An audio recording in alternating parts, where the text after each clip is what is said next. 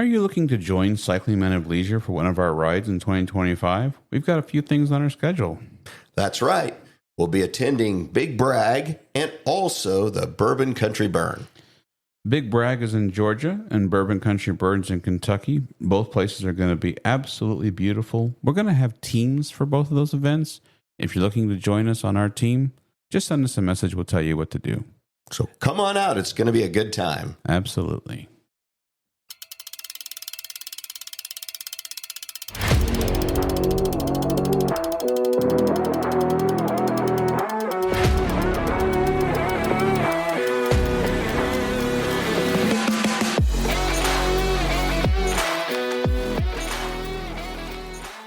Well, it's time for Road Adventures with Cycling Men of Leisure, the podcast for cyclists who understand that riding is not just about getting to the destination, but the experience along the way. Now, here are the original Cycling Men of Leisure, Adam and Michael. Welcome to Road Adventures of Cycling Men of Leisure. As usual, I am Adam, and luckily for me, once again in human format, my good friend and co-host, Mr. Michael Sharp. How we doing, Adam? Doing wonderful. Wonderful. Just celebrated a big milestone in my life. I went out for a 48-mile bike ride and celebrating my 29th birthday. No, okay. Yeah, I'll play along. I'm just kidding. 48 for 48, baby. 48 for 48. So what I hadn't counted on, it was also 48 degrees, but whatever, made the best of it. So got to celebrate with some family. Too bad you live about 12-hour drive away. Yeah. Otherwise, I would have been there. Absolutely. I know. You know what? This thing really needs to kick off so we can buy the Cycling Man of Leisure Learjet so you could be here in a couple hours. That would be nice. So you just have to wait for your gift until I see you, man. All right. No problem. Sorry. Somewhere in this room, I don't want to point where, is a gift for you as well. I had to do a little, while your birthday's a little bit off, you know, when you see the right gift. That's right. You just got to go for it. So that was that. Good ride, good people, good friends, family. Feel healthy, you know, getting back on the mend. So that's good. Awesome. But on a serious note, did you going serious now? I'm serious. This is kind of disappointing. Did you see the news this weekend? I've seen a lot of news. Now I don't know specifically what you're speaking of. Ride the Rockies canceled. What? Yes. Wow. Got the website up here. After much consideration and evaluation of the limited registration, we regret that Ride the Rockies 2024 is canceled. We extend our heartfelt gratitude to all the towns, participants, sponsors, crew, volunteers, and supporters who have had a role in making this ride so special for the past 37 years. Gonna buzz through this real quick. What happened in the 2024 ride? After careful consideration, then they offered two other cycling experiences, which was tour of the Battenkill and a little-known ride called Ragbri. How do you request a refund, et cetera, et cetera? What if I bought items? But the big one is here at the bottom. Will Ride the Rockies return? And what they typed was very simple. We are assessing the best option for this beloved ride. So maybe there's still a chance that I could come back. I know that's one that you've talked about before. Well, I lived in Colorado for many years. Yeah. Excuse me. That was always a big ride. And I know in 2021, that ride was purchased by another organization. I'm going to bet that it's going to stick around in some format, maybe not be every year, but we'll see, because I mean, it was huge. And I know it was a big boost to a lot of the economy of some of these smaller communities that they were going through. Right. But part of me is not surprised by this, because Ride the Rockies is not like your Bragg, your Brand, your Back, your Ragbri. It's not like any of those. I mean, this is like a next level in riding, because if I remember right, you're going over like 28,000 feet of climb or something. Okay. Over those 6 days. Beautiful country. I've been over most of it, not on a bicycle, but been through most of it. But, it's a lot of climb. It's a lot of mountains. And there's a lot of people out there that just, you've got to really dedicate some hardcore training to this. Plus you're in high altitude. So you've got, the less oxygen and things like that. So not surprised. I hope they find a solution to it. So just as a general question, I know usually you and I pre-planned before talking about this show, but this is just an organic question. You and I have had multiple conversations about rides like this slipping to the non-popular side where, people aren't buying bicycles, people aren't, have the availability of doing these week-long rides with vacation time, and they're doing other things. Completely respect where you're coming from with, we sat with that wonderful family in Iowa. They just got back from Ride the Rockies, told us about how challenging it was and how fun it was. Do you think it is more of the additional effort to do all the climbing, or do you think it is a combination of people aren't doing this as much, or any open opinion on that? Well, my opinion, and that's all it is my opinion. You and I think have talked about it many times, and we have both kind of agreed that not as many people are participating in this type of cycling anymore. Right. So I think that in and of itself, I think, it's like anything else. You got your peaks and your valleys. I think we're starting to go through a time when cycling, recreational cycling on these type of big events is decreasing. And we've seen that in our past history where it goes down and then, over time it comes back up. So I think that is part of it. And like I said, I think this is like one of those hardcore rides. This isn't just gotcha. We're going to train for a month and then we're going to go out and ride this. It's no joke. So I think between the two, so I hope they find an alternative for it, but we'll see. A lot of other rides we've seen have closed up shop over the course of the last few years. And a lot of other ones have had a reduced participation ship. So, yeah. Well, and I respect your opinion. You and I tease each other a lot, but I do respect your opinion. I was just curious. Turning it to something, we'll think the best for Ride the Rockies. Hate to see something like that. We know because of our working with RAGBRAI and the interviews and things that they're owned by the same company, and so we've seen multiple things shared by RAGBRAI about Ride the Rockies. So we'll hope the best that it can come back, maybe in a different format or maybe something. Well, that'll yet to be seen. But on a more positive note, did you see some of our friends' pictures from the weekend as well? I did. I saw a lot of pictures from a lot of friends from the spring tune-up. Yeah. The bike ride across Georgia has a spring tune-up. We were there last year. Weren't able to make it this year, but I did see a lot of pictures from a lot of friends that we know. Kind of made me sad that we weren't there, but me too. It does look like they had a good time and that type of thing. So glad to see it. Just a quick name drop. Armando, Walter, Savannah, Lacey, Sarah, Trip. Was it Trip there? Yeah. Scott and Cricket. Just all I got so to kind of see it through like Strava, watching it on Strava at the same time, watching their pictures, and looks like they had great weather until the last day, and so looked beautiful. So I was definitely disappointed, but at the same time, I know there's some private reasons why we both couldn't go. So you had to do that weekend jail thing, which is no big deal. But it's not a weekend jail thing. It's public service. I'm providing a public service. If you're wearing an ankle bracelet that makes an alarm when you leave your... I'm just kidding. I'm just teasing. That's just a kidding. I'm just joking. For the health reasons in your family, because I know your wife is an avid listener. We are thinking about you, Chastity, and your struggles of your of your family, and we're keeping Thank your you. mom in our hearts. So, but it's more fun to say that you're wearing an ankle bracelet with well, it makes for a way better story. People are going, "Oh my God, he's a criminal!" Of course. Yeah, Of course. I spent 2 days picking up litter at the city park. No,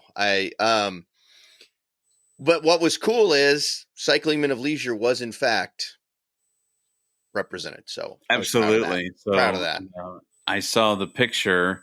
Armando had the jersey on, is one I can definitely, the 100% factual that I know was there was Armando, and he took a picture, and by the picture it said free snacks, free beer, and I wrote him on Facebook and live so everybody could see it.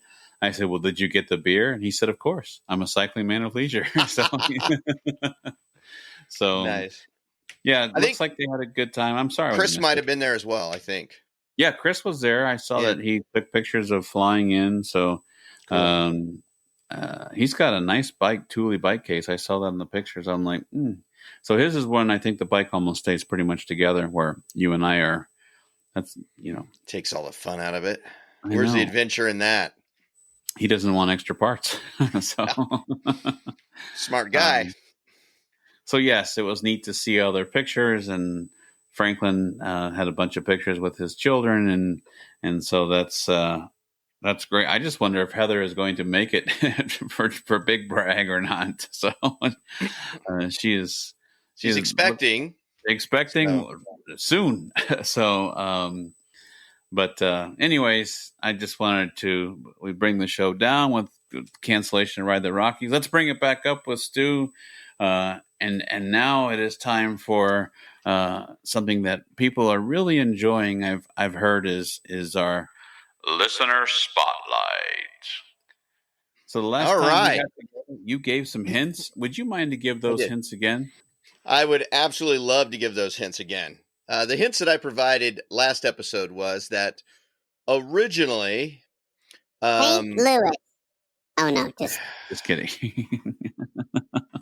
Sorry. Please forgive him. I'm looking for a replacement. I just can't find one. Good luck. Oh yeah, really. Because the pay is just amazing. The pay is amazing. Yeah, the pay is fantastic, and you have to work with me all the time. So probably too negative. I'll be quiet. I'll be good. Originally, this started out as part of another town. The name was changed, and then later it was incorporated, and the name was changed again. And when they finally changed it to the last final name, it was named after a colonel in the militia. It became a big mill town due to its location on a river. It is located in a state that it was not originally established in, i.e., it was in a different state when it was originally incorporated. That's a tricky one. And a canal ran through this town in the early part of the 1800s. No, it was not St. Louis. Yeah, I know.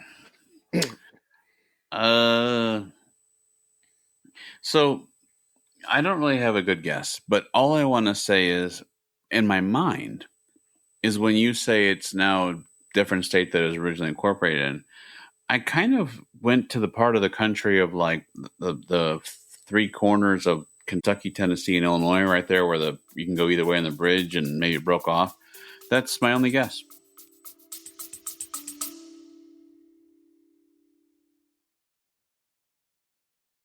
On behalf of Adam and Michael, we both want to say thank you for your support.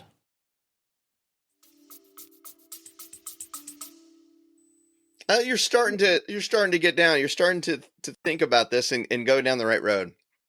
Let me break these hints down for you to let you know. Okay.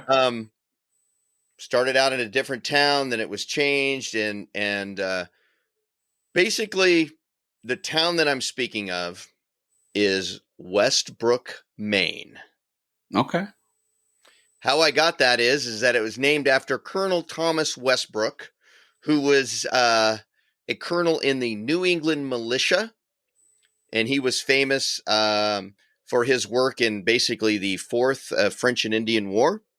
So we're going back a ways. Became a big mill town due to its location on a river, and the river was the Presumpsket River. I'm probably pronouncing that wrong. I apologize. I have never mispronounced anything.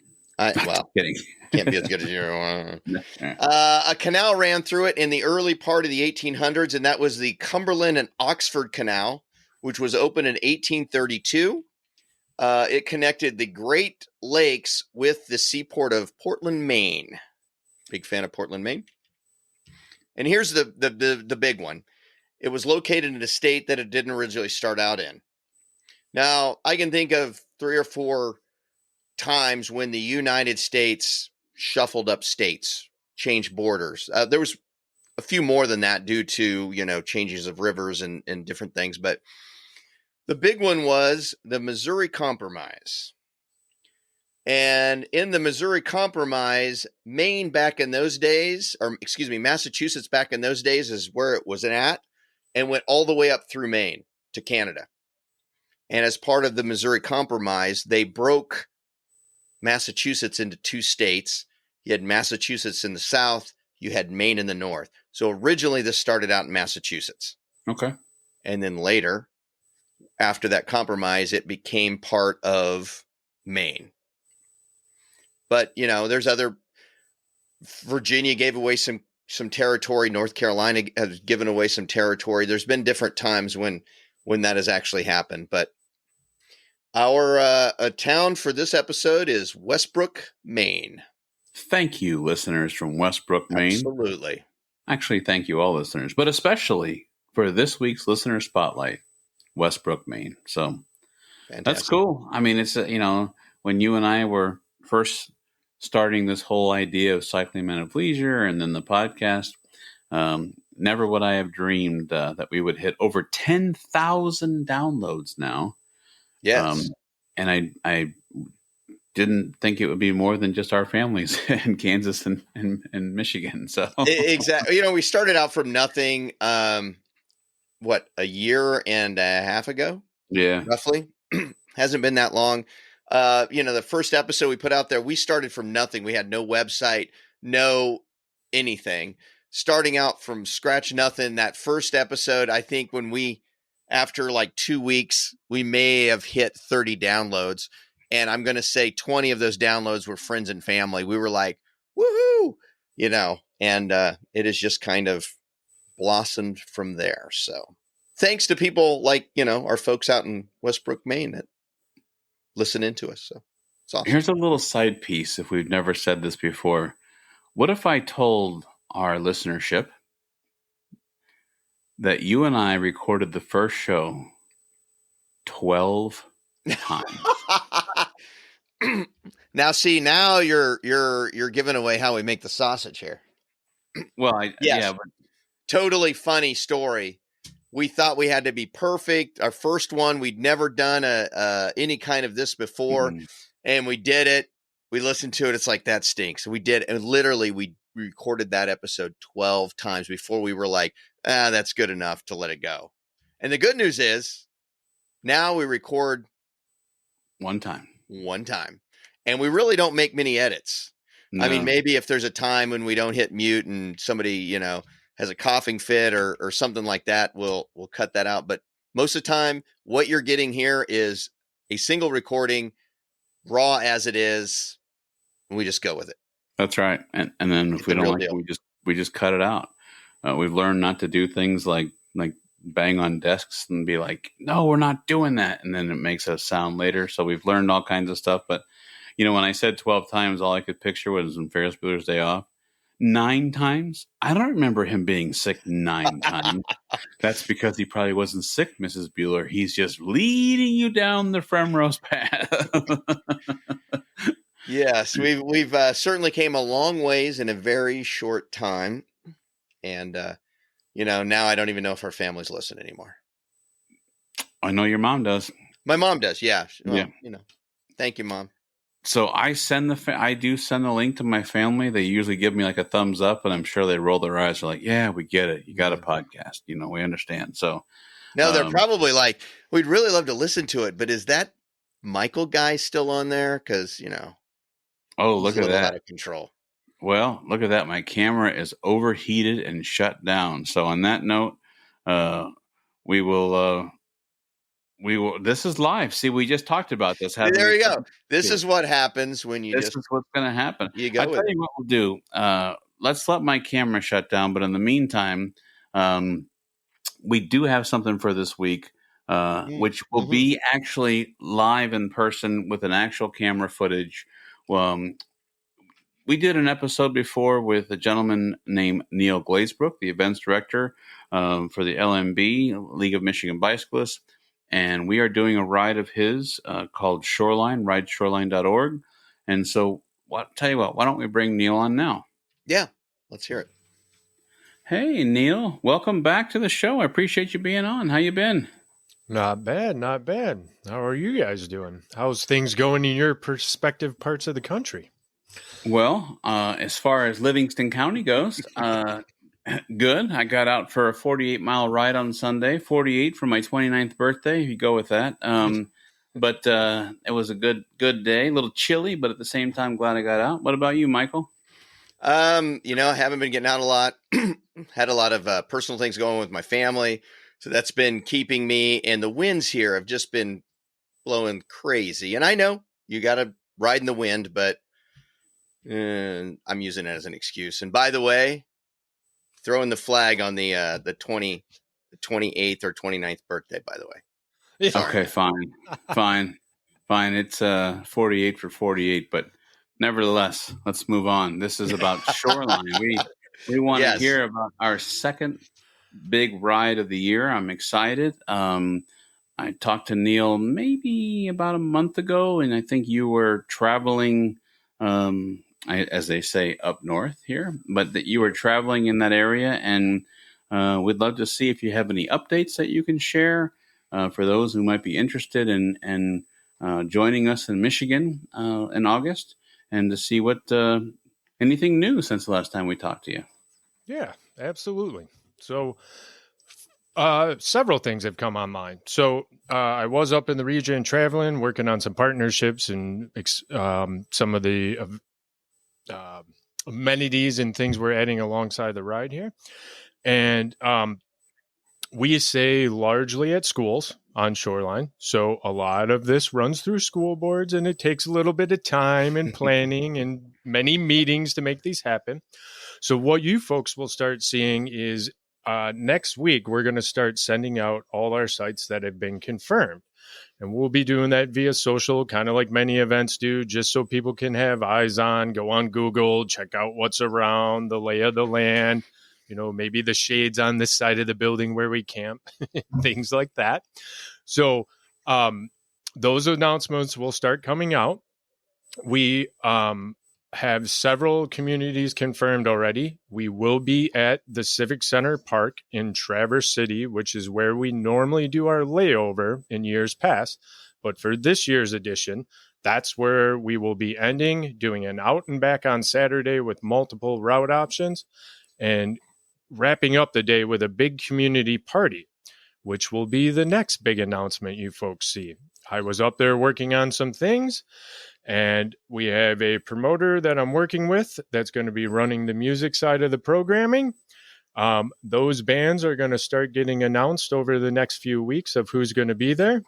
No, spoiler alert, not Leonard Skinner, but we will have some very cool acts up there and have, some great entertainment, some great food, and a really nice beer garden and libations for everyone to kind of hang out after the party.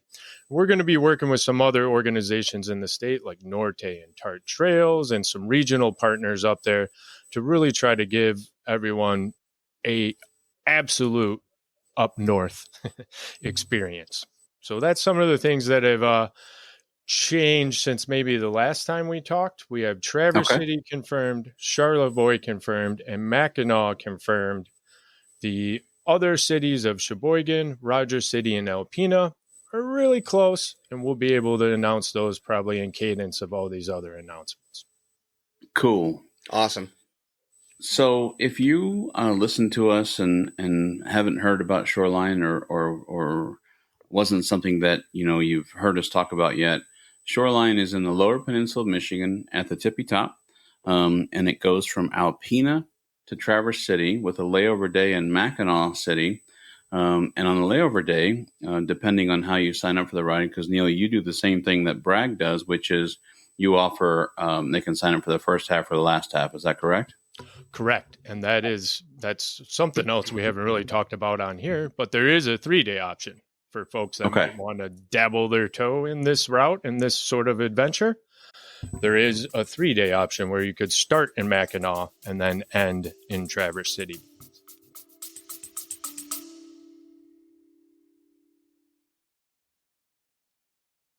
Hey, Adam, I need a Coke. Sounds good. We'll be back after a quick break.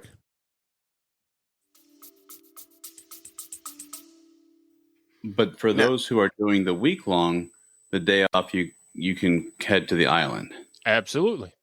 Yep. You can head out to the island. Our good friend of the league and one of our star volunteers, Mark Cope, actually lives in that region, or not lives, has a cottage in that region, has family that's been in Mackinac City for many years. And we're working on some really cool routes that showcases the history in Mackinac City proper if you don't feel like venturing over to the island that day. So we'll have some things in the city for you to do as well. Let me just say, let me translate for the non-Michigan people, as I am. Thank you, Mike. He's saying Lower Peninsula and all this, and it trust me, I've been up there enough now that I know it. But what we're talking about is, Michigan's in the little mitten thing. We're talking about up across the top of the mitten, the top of the state. So when you say Lower Peninsula, there is another piece of Michigan that goes up. That's the Upper Peninsula. But if you look at Michigan proper, it's along the very top of Michigan is what we're talking about. So I just wanted to clarify that for anybody who was not familiar with Michigan. Thank you. So what you're saying is if they're not watching this on YouTube, to take their left hand and put it in front of their face and start in the index finger and come all the way around the hand to almost the pinky would be the ride. Yes. Okay. Just don't do it backwards. That won't work very well. So not in the UPA, as we say here. Nope, not in the UP. But you do have a ride that goes there as well. I do have one there as well. And that one's a little earlier in the season, but that one's called MUP. If anyone's interested, check that one out as well. And they can find that at lmb.org. lmb.org, and that one has its own website as well, ridemup, MUP.org. Perfect. We'll put that in the link as well. Obviously, we're more concerned about Shoreline, but I mean, for those looking for other rides, maybe they're busy August 3rd through the 10th, and maybe they're available for that one. So, so Shoreline, something that after you and I spoke, Neil, and after we did the interview before, something I'm still a little bit just not seeing it yet, and maybe I need to just cool my jets until the ride guide comes out, but how does the parking and the bus work? Is that something we have to sign up for? No, parking is included. The bus, however, is something you have to sign up for. So, okay. The bus is probably one of the only standalone things that would be an extra charge and would require signing up alongside registration. That is an item you can pick as you're going through the registration portal. Cool.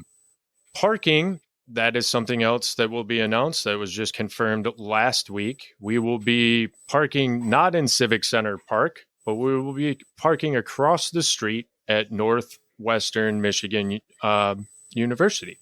So we'll be parking over in their parking lot. They were gracious enough, and thank you very much to them for donating the space to help us have a good parking experience for everyone. So that is where folks will be parking and snatching the bus to head from Traverse City to Alpena for the start.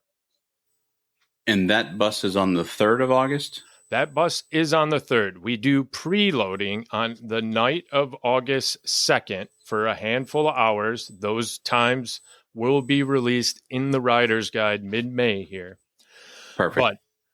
But We do a few hours in the night. That's just for people that come into town early, and just to make it easier and less chaotic in the morning. Then we don't get one big rush of folks trying to get all their stuff on the bike truck and into the bus and load it up. So just makes that morning a little smoother.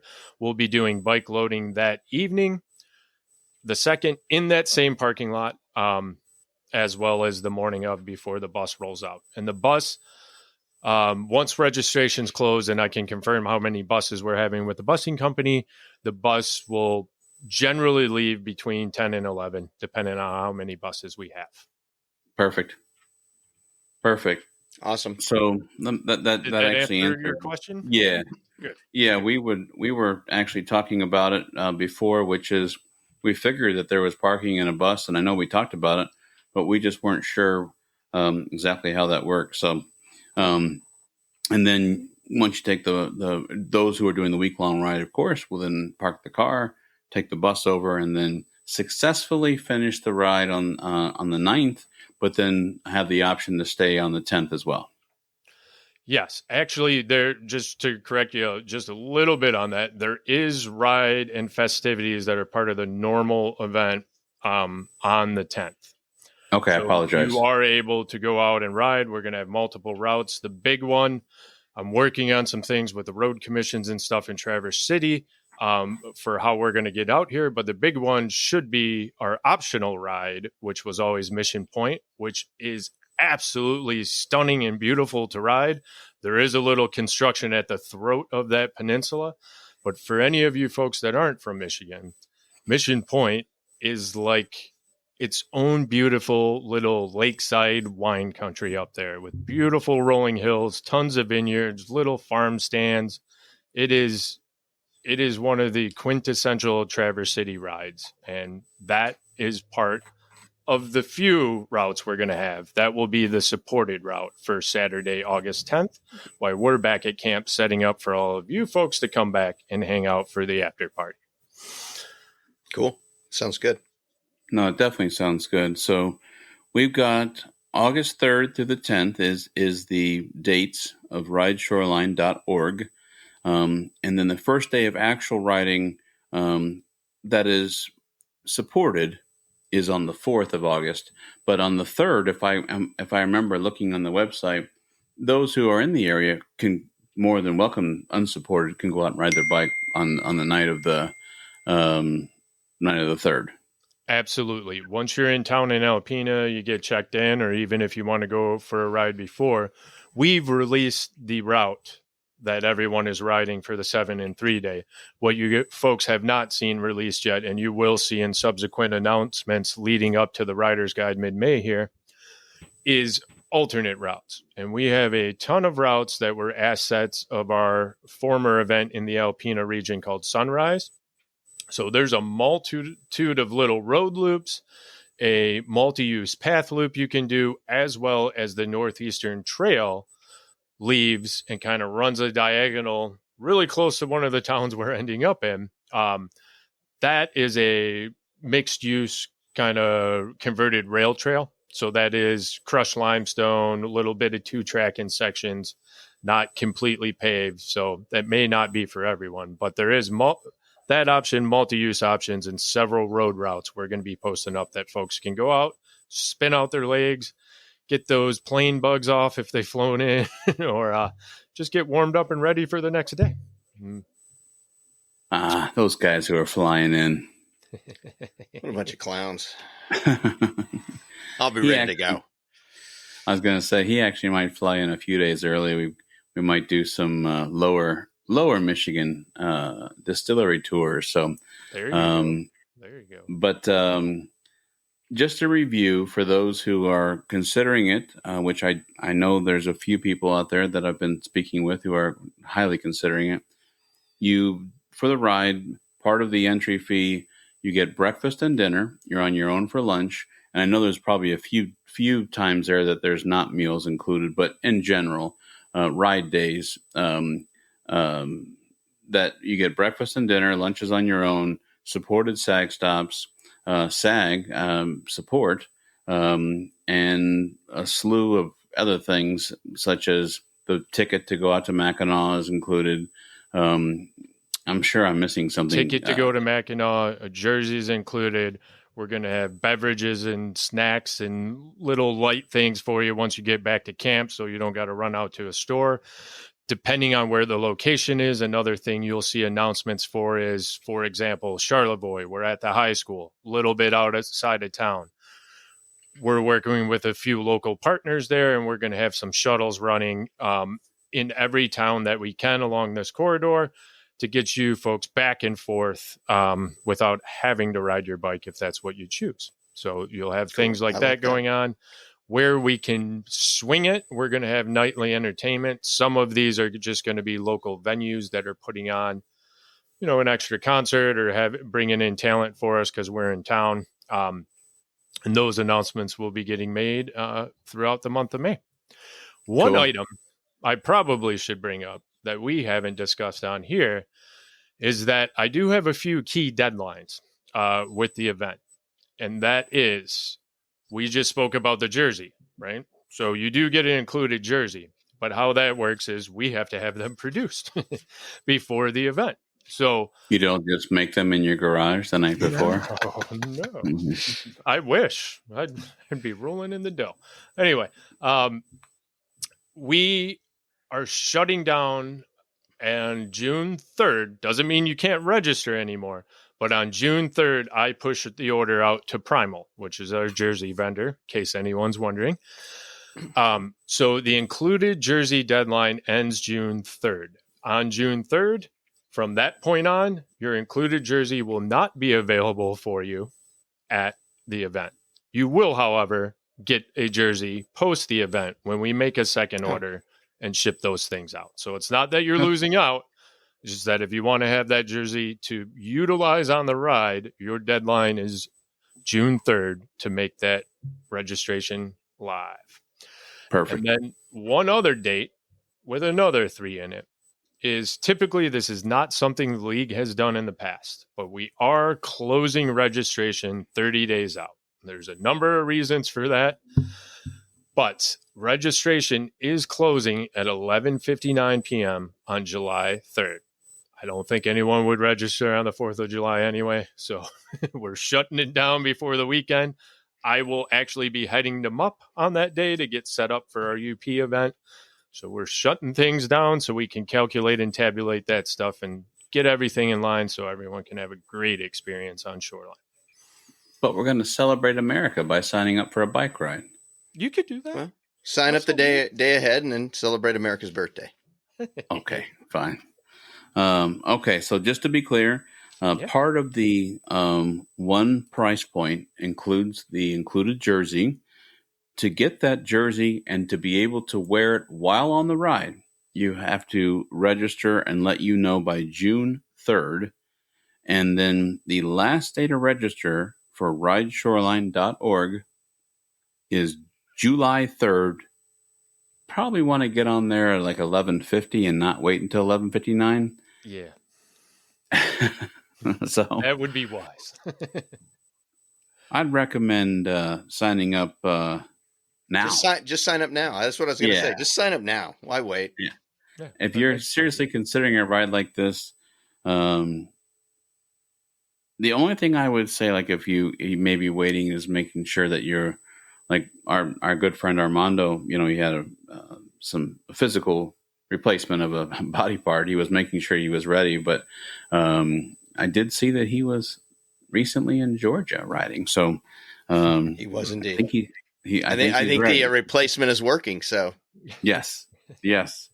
Well, that's cool. I'm glad you were willing to come back on, and we wanted to definitely spread the word for those who might be interested. I mean, we're excited. Our 2 big week-long rides are Georgia and Michigan, and we're looking at doing a couple weekend things here, or still trying to finalize those before we announce where we're actually going to go. But not everybody can do week-long rides, but we're pretty excited. And we knew that you still had some rough draft planning. And so I appreciate you coming on and kind of giving us an update. So the availability is still there to sign up.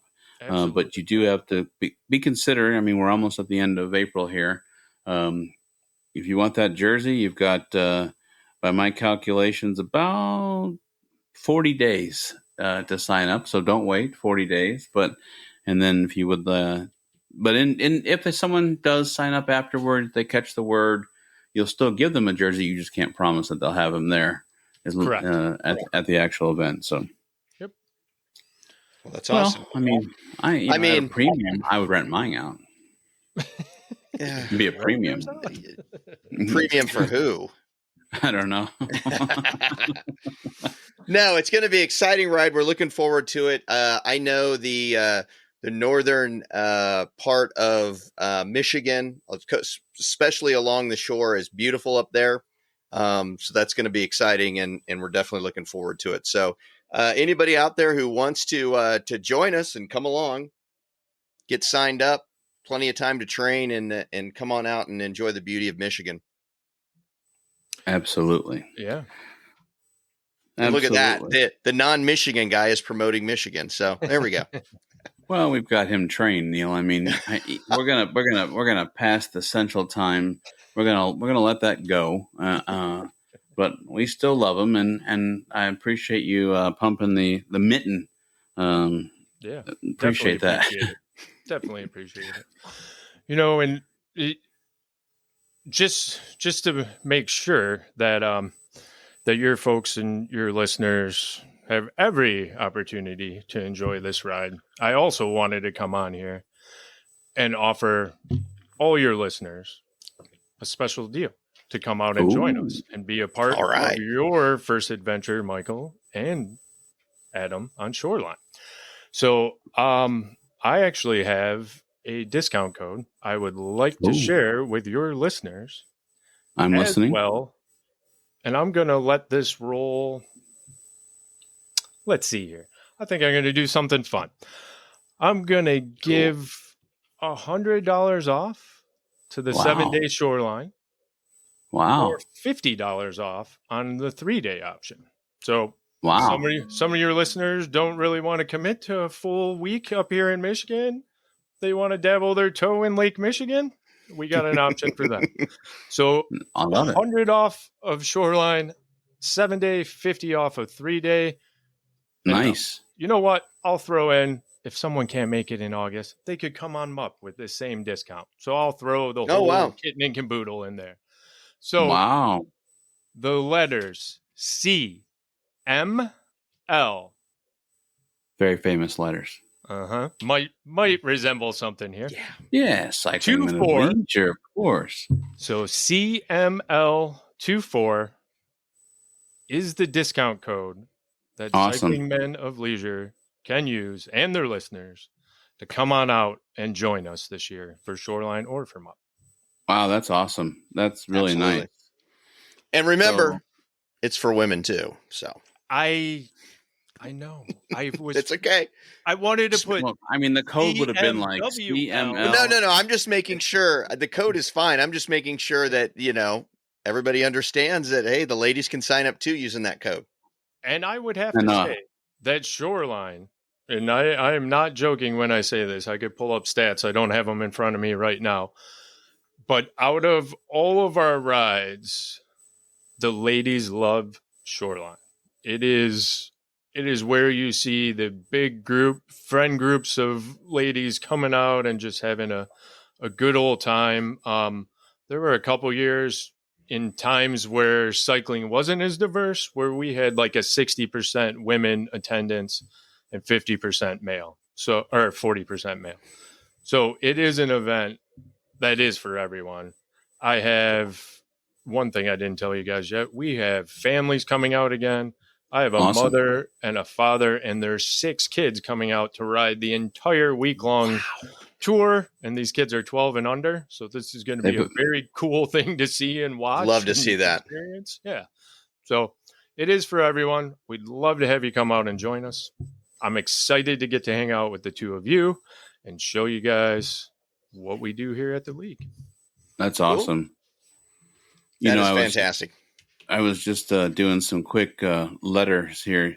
If he would have said it's for women too, the code would have been CML IFWT24. It would have looked kind of weird. So we'll just stick with CML24. Yeah. I think the CML 24 works just fine. I just wanted to make sure that we were including the ladies. Sure. So, we By don't the want way, the anybody to video feel on left the out. website does show a lot of ladies climbing Strawberry Hill, I think, or where they get the Watermelon Hill, where they get watermelon at the top. And that's sorry probably about that.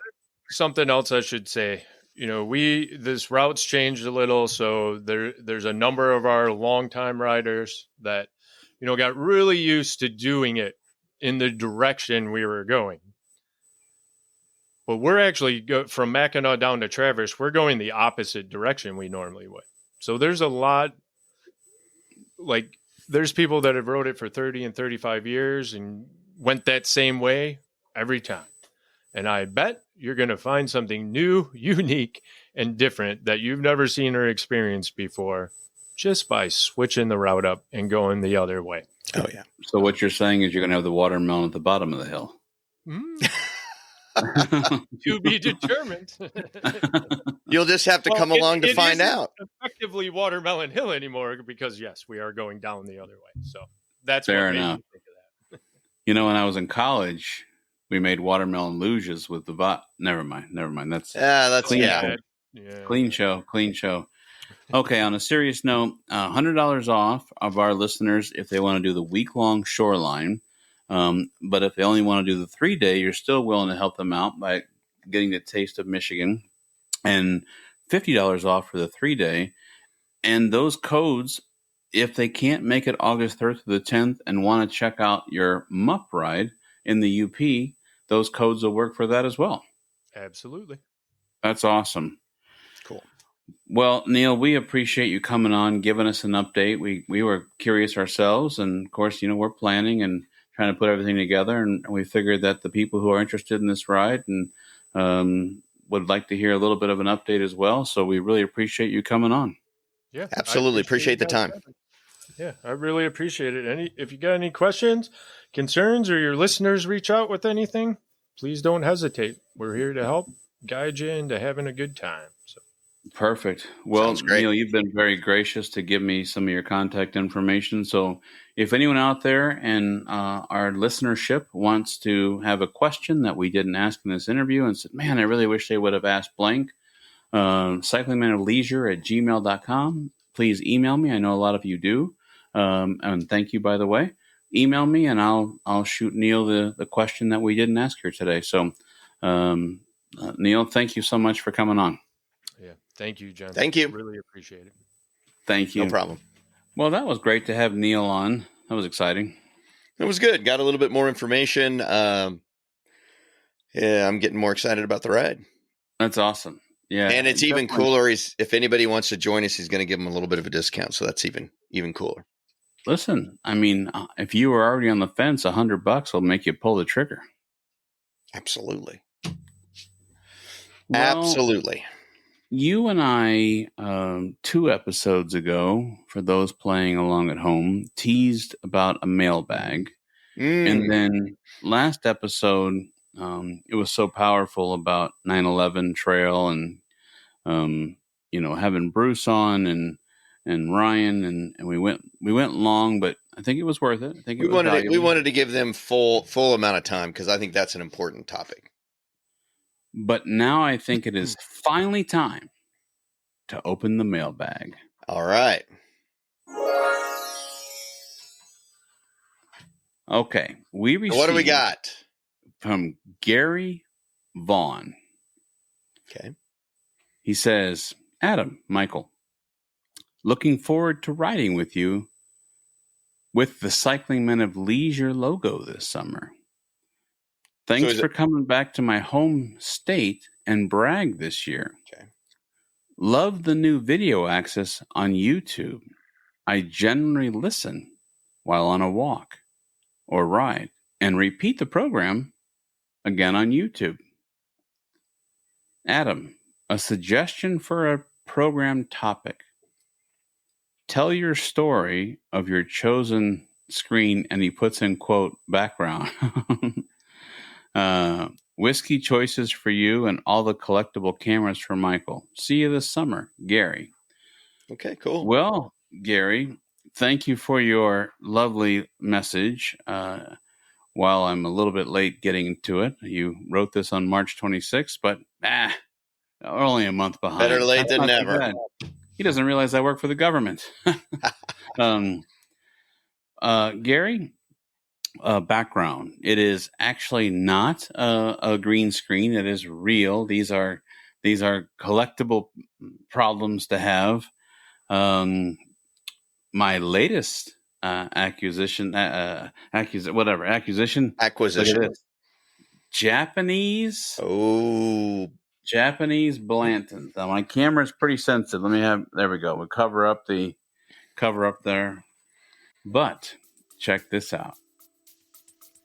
I took it out of its magical box.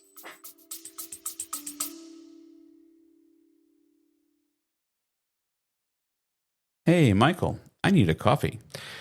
Okay, we'll be back right after this message.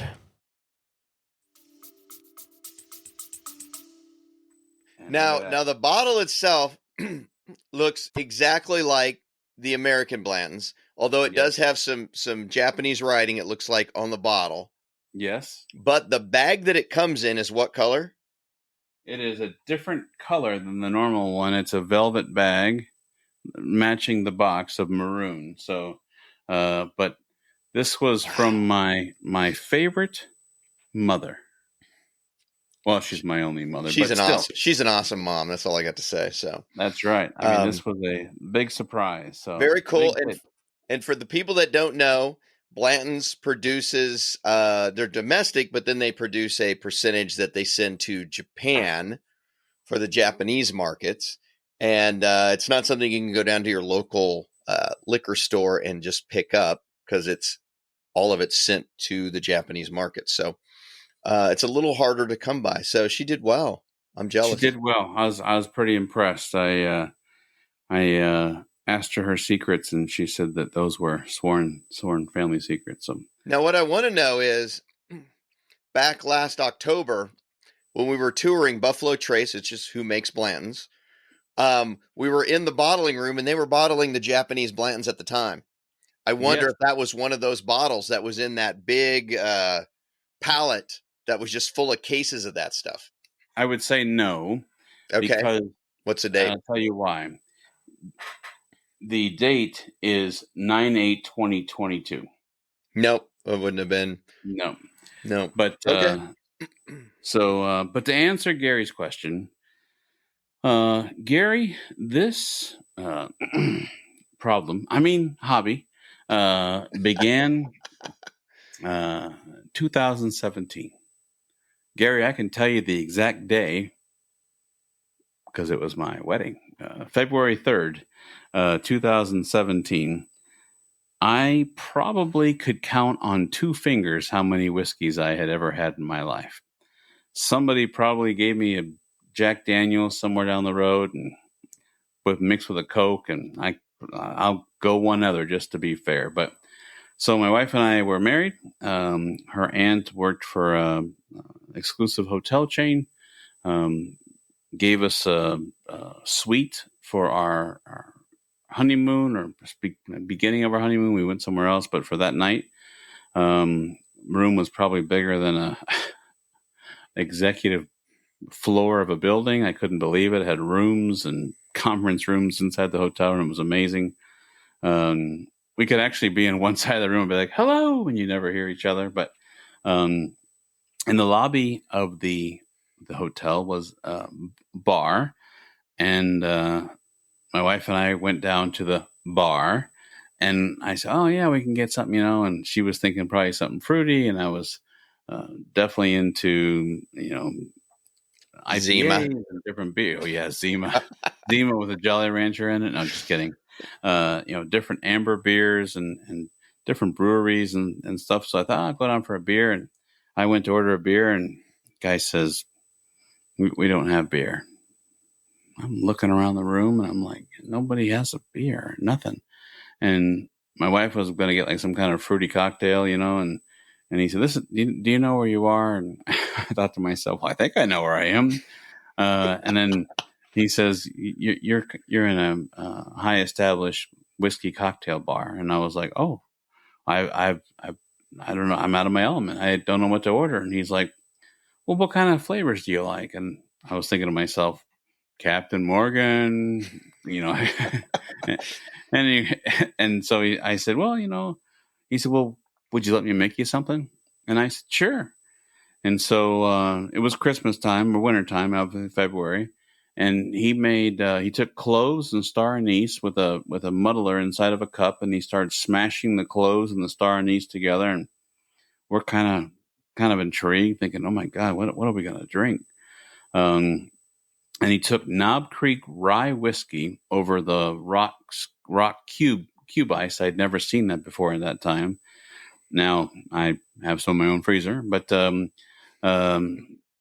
nice, wonderful craft cocktail. And what he did is he took the Knob Creek rye whiskey, poured it into the star anise and crushed up cloves, and then took a real fine mesh screen, and then after he stirred it, then poured it over the ice, and then put the Luxardo cherries.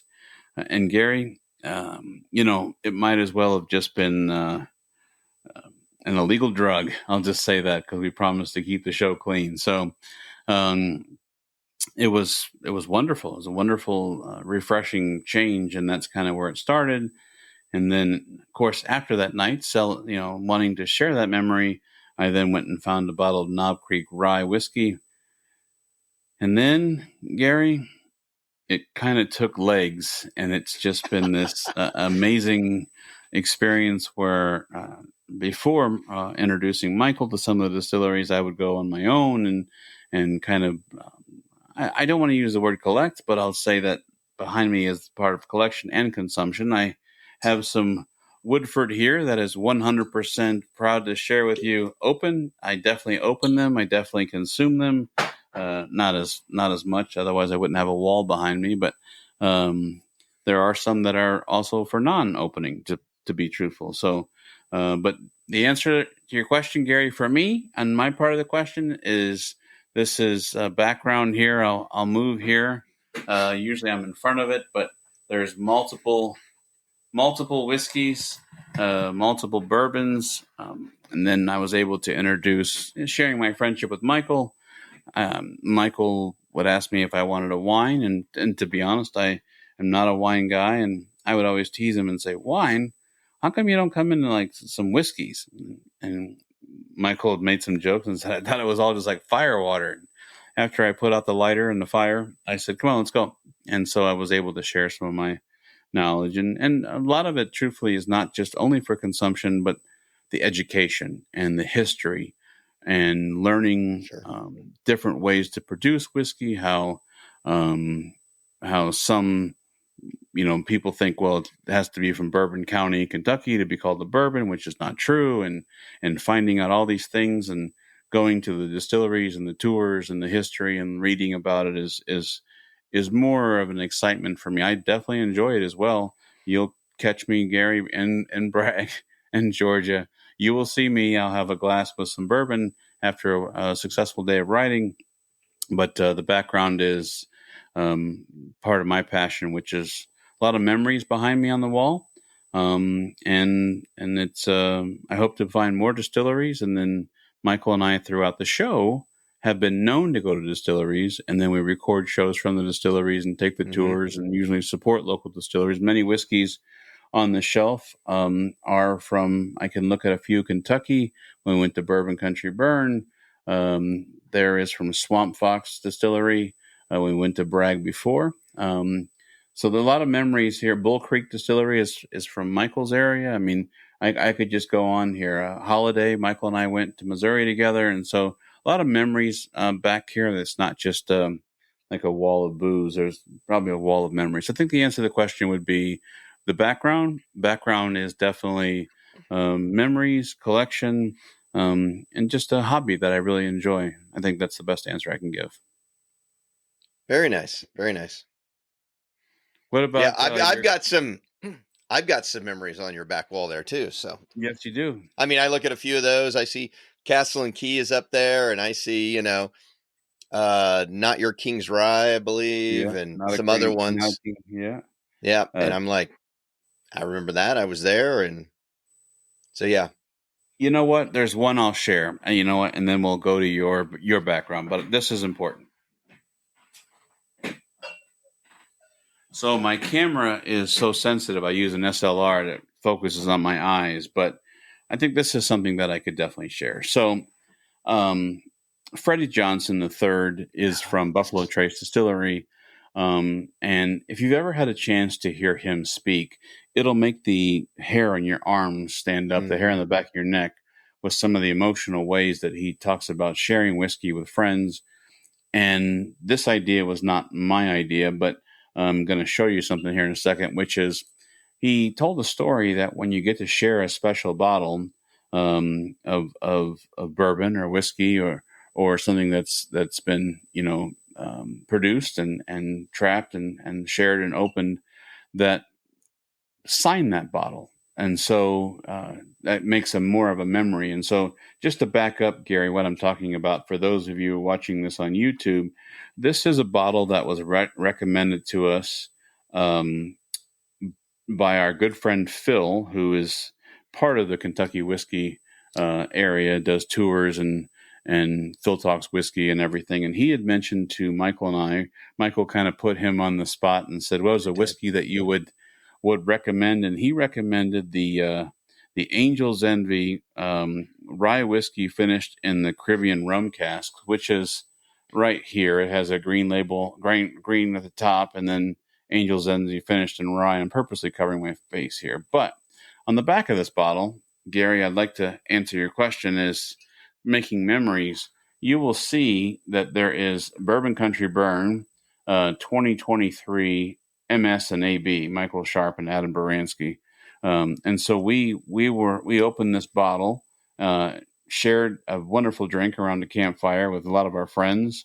And this bottle then came back, and hopefully Michael will be here in August. We can take this down and We have some sign more. it again. So, Gary, I think the answer to your question is a lot of memories, a lot of impulse purchases of stuff I probably really didn't need, but No. that's part of the fun. So a lot of memories, and so after that, I'll be quiet. I just wanted to share that. That's kind of a special one. Sign in the bottle and stuff. In fact, right here out of my desk, I've got one of my pens that we take along and we sign our bottles with. So that way, when I can't remember in 10 years which one we had when, we'll be able to look in the back. Oh yeah, that's right. yeah. Well, cool. So Gary had another question, which was your cameras. Yes, my cameras. As you can see, I've got a lot of cameras. This all really started, I don't know how many years ago, but basically my father and I were both trained as auctioneers. American style auctioneering, the fast talk, all that. And him and I had an auctioning company for many years. And the rest of my family always helped us at auctions. And we did estate auctions and consignment auctions and things like that. And part of that job, as I also did antique appraisals and that type of thing. So we're kind of full service doing all of this. Well, when you do an auction, you fill out a contract, and you basically, if it's like an estate auction, it's like, yes, we'll sell everything, floor to ceiling. Sometimes we'd sell the house, it just depended. And if you look around your house right now, whatever room you're in, you'll look around and you'll see trinkets. You'll see home decor. You'll see basic stuff in your home that really has no or doesn't have much intrinsic value. Your alarm clock and those baskets that you throw blankets in next to your couch, and, some decor pieces you've got on the walls and things like that.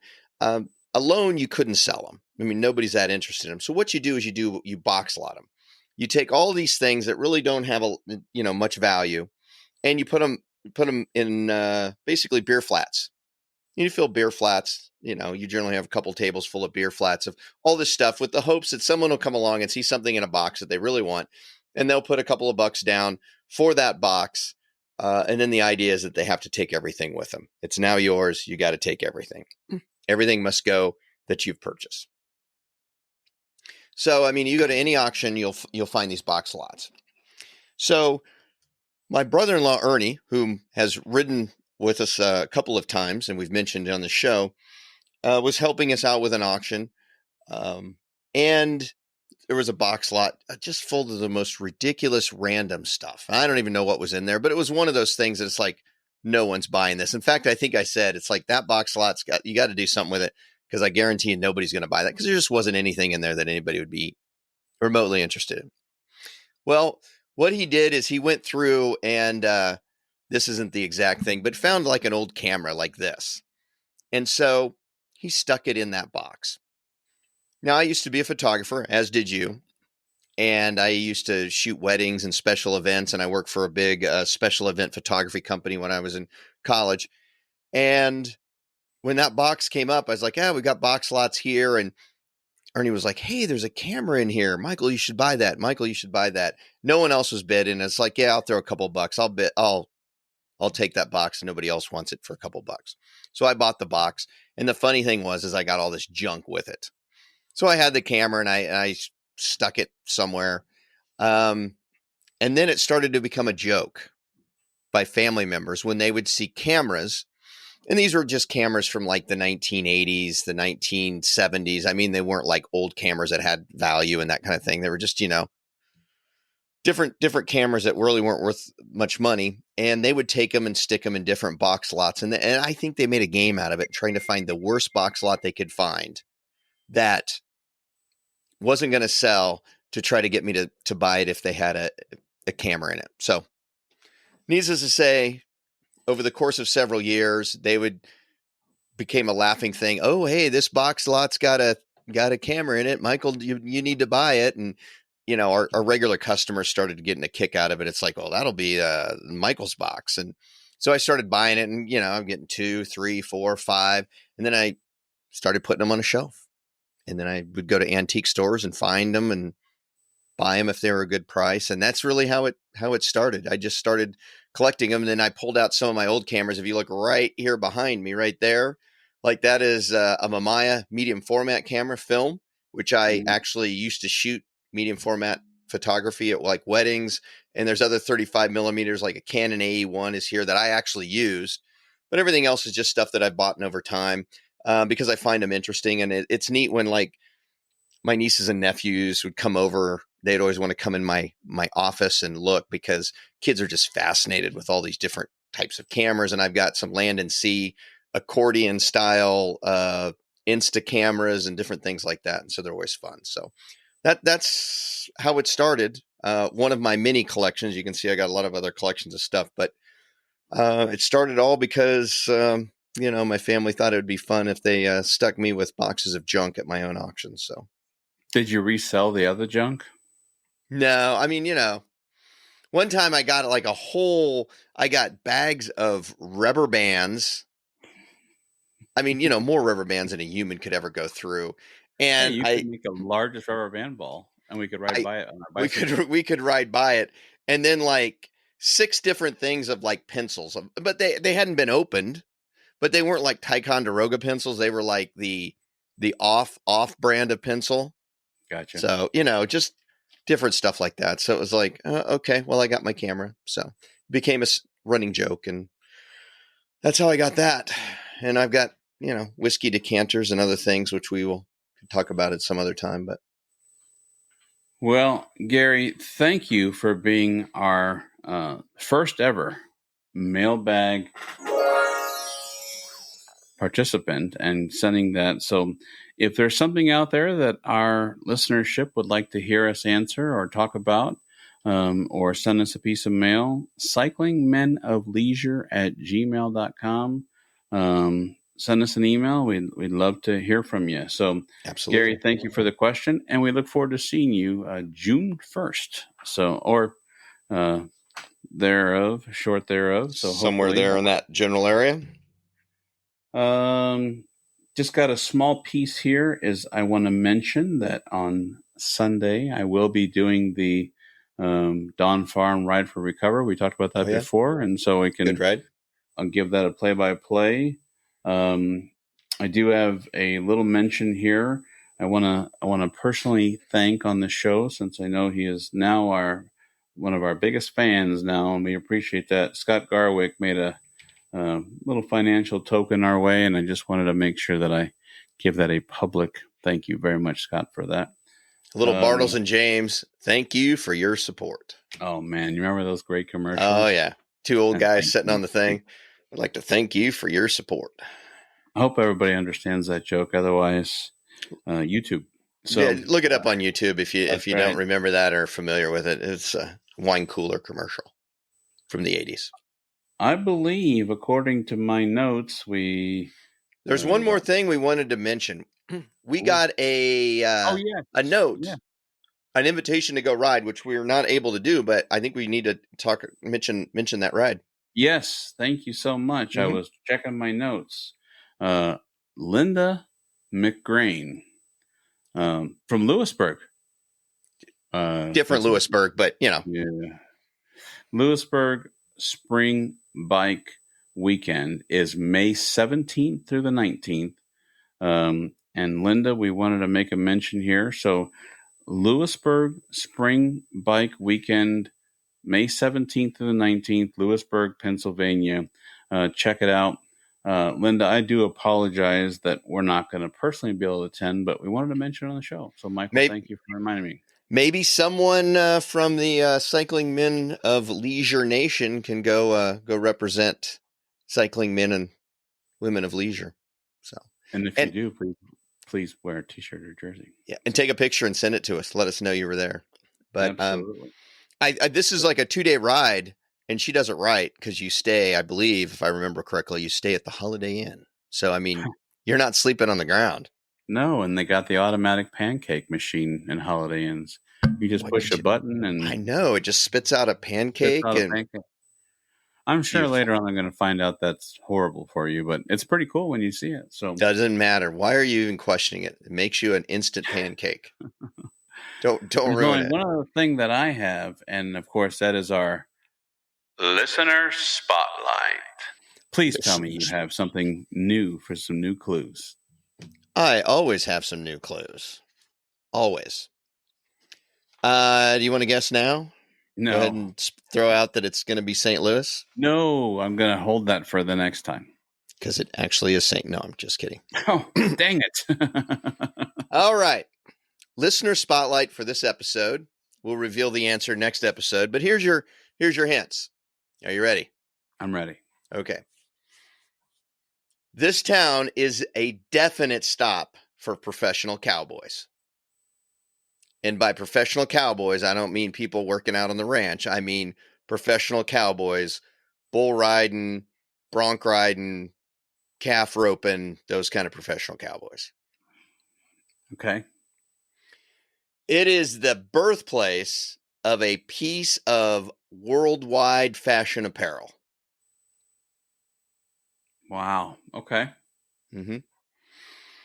It is named for a Civil War general, although he never set foot in the town in his entire life. But he got it named after him, so that's pretty good. It's set along a major U.S. trail. So a major U.S. trail passed by this town. And by major U.S. trail, we're, number one, I'm telling you, it's in the United States. Number two, U.S. trail, we're talking things like, Santa Fe, Oregon, California, those type of trails. Is it Trail of Tears? That's a U.S. trail? No. No? That was a trail that we forced indigenous people to take. It was not a good thing. That doesn't, no. We're not going to go there. And the TV show Gilligan's Island, you remember that one? Oh, of course. 3-hour tour. We went riding on a 3-hour tour once. It took us about as long as it took them to get off the island. The TV show Gilligan's Island can contribute some of its success to this town.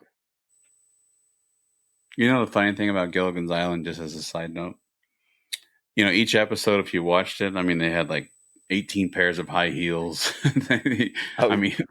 I mean, they had all kinds of so many outfits for the episodes. And like 3-hour tour, and they had like 2 months worth of clothes. Yeah, did you bring all that stuff with you? Although Anyway. the girls, Ginger and Marianne, and the Howells had all these clothes, but the professor, Skipper, and Gilligan always wore the same outfit, so they didn't have extra clothes. But everyone else brought extra clothes. It's like those diagrams if you see of men shopping, like they're going to go to Home Depot and buy like, you know, weed whipper string. The diagram arrow shows the man walking in, grabbing the weed whipper string and going to the cashier and going out. And then it shows the ladies at Target. It looks like a Zen diagram, you know. Big spider web, go over here and over there. Yeah. My wife says I'm the exception, and I would agree with her. When I go, I'm like, oh, we got to go to every aisle. We got to go to the grocery store, and I'll start from the back and make my way through. So she's like, she always says I'm the exception. I think she's right, but okay, well, so there we go. So we have some good hints there. So right off the bat, you can say it's in the U.S. And the trail thing should at least give you some indication, even though you don't know what trail, some indication of at least a region of the country that it's in. So we just learned about the 9/11 trail that is now an official trail. Okay, let me put it this way. I appreciate you going down the road of, you know, Trail of Tears and 9/11 and all that kind of stuff. When I say a U.S. trail, I am meaning a trail. How about we put it this way? A westward expansion trail. Oh, okay. How about that? Well, that help you? I had a feeling when you talked about bull riders and cowboys, professional cowboys. So that should give you some indication of the part of country it's in. Well, this is what I'm going to say to you. I appreciate another wonderful show. I'm excited, but once again, we've gone long. We said we weren't going to do this, but we're going to have. So audience, if you like long shows, you're welcome. If you hate long shows, I'm sorry. We'll try to do better next time, but there's a lot of good information, a lot of good stuff. So, you know what Sunday was, right? It was a great day for a 48-mile bike ride. There you go. Thank you, my friend. Okay, thank you. Appreciate it. Thank you for coming along with Adam and Michael on Road Adventures with Cycling Men of Leisure. If you have enjoyed this, please subscribe to the show on the podcast app of your choice.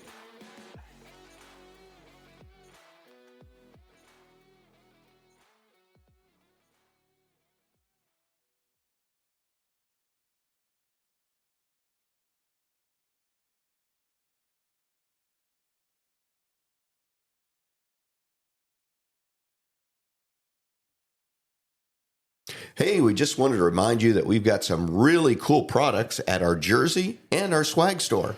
That's right. You can visit cyclingmenofleisure.com. At the top of the page, you'll find our stores page. Click there. There's 2 QR codes. The one on the left has a J on it. That's the store for the jerseys. The one on the right is just a swag store. Has all kinds of different items. Kind of customizable. You can kind of make the swag the way you want it. If the QR codes are giving you an issue, don't worry. Underneath, there's 2 buttons that you can click on. Thank you, and have a great day.